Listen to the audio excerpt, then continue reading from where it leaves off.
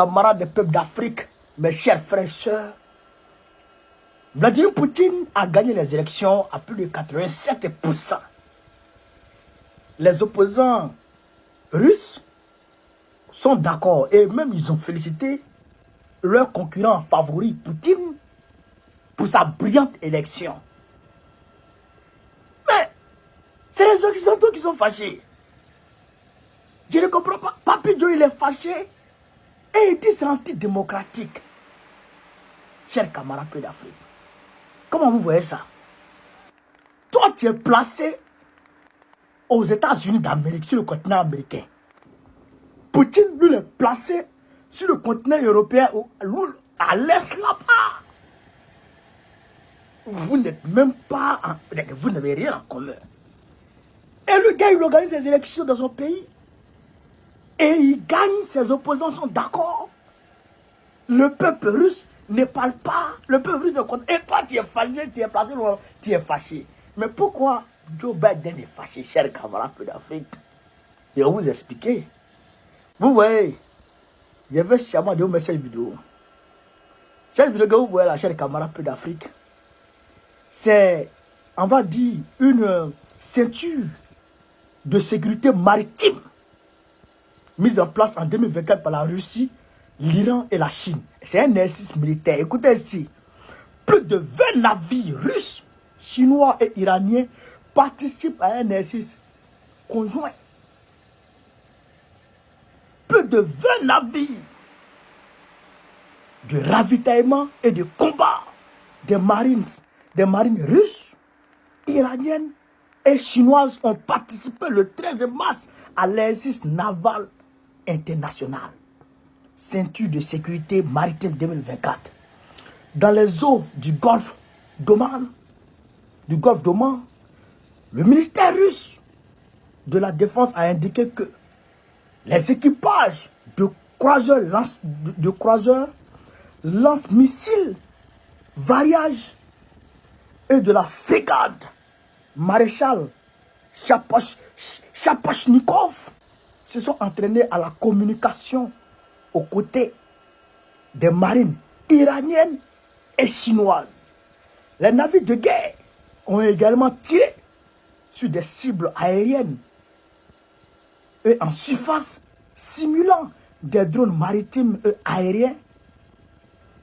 Le ministre de la Défense a ajouté que la phase finale de l'exercice a lieu le 14 mars aux abords de la ville iranienne de Tchabar. Les exercices navals internationaux, ceinture de sécurité maritime 2024, se déroulent pour la deuxième fois du 12 au 16 mars. Des représentants des marines du Pakistan, du Kazakhstan,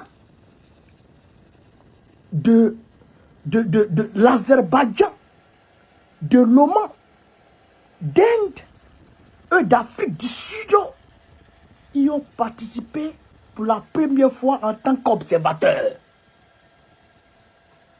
Donc, il y avait combien de pays alors?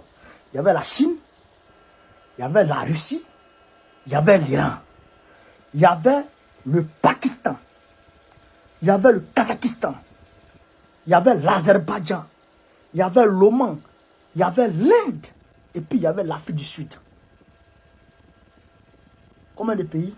9 pays. 9 pays qui ont participé. Donc 4 puissances militaires. Azerbaïdjan même fait partie des puissances militaires. C'est environ 5 à 6 puissances militaires qui ont fait exercice militaire dans les eaux Oman, dans les eaux d'Oman. Et ils sont allés terminer ça vers l'Iran. C'est un camarade d'Afrique. C'est exercice militaire là qui a fait peur à Biden. Et la Chine de Xi Jinping s'est arrêté pour dire si jamais l'OTAN attaque la Russie, il va aider la Russie. Ça, il n'a pas caché. Hein? Si jamais l'OTAN attaque la Russie, il va aider la Russie. Si mais l'autre attaque la Russie, il va aider la Russie. C'est ce qu'il a dit. Chers camarades pays d'Afrique. C'est pas du jeu. Vous voyez les navires. Vous voyez les navires. Hein? Aujourd'hui. Regarde aujourd'hui. Regarde, on est au bord de la 3e guerre mondiale. Regarde, il suffit juste de petits trucs seulement. Pourquoi? Parce que les Américains, ils ont du mal à s'en sortir. Ils ont du mal à maintenir leur hégémonie sur le monde entier. Ils ont du mal à maintenir leur hégémonie sur le monde entier. C'est fini. C'est fini pour Papi Joe. C'est fini pour eux. Ils vont bientôt... La Russie... Et que... Comment on appelle ça? Les BRICS. D'ailleurs, même les BRICS sont arrêtés d'utiliser le dollar dans leur commerce. Dans leur commerce entre eux, là, les BRICS, là. Et ils ont arrêté. Ils ont arrêté.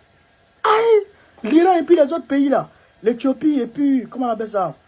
Comment on appelle ça? L'Égypte, là. Et ils vont rentrer dans les BRICS tout de suite. L'Argentine, tout ça, ils vont rentrer dans les BRICS. Tout cela vont renoncer au dollar. Vous allez voir, j'ai un camarade d'Afrique. Donc, voilà un peu ce que je voulais vous montrer concernant cette vidéo. Et féliciter Vladimir Poutine pour sa brillante élection.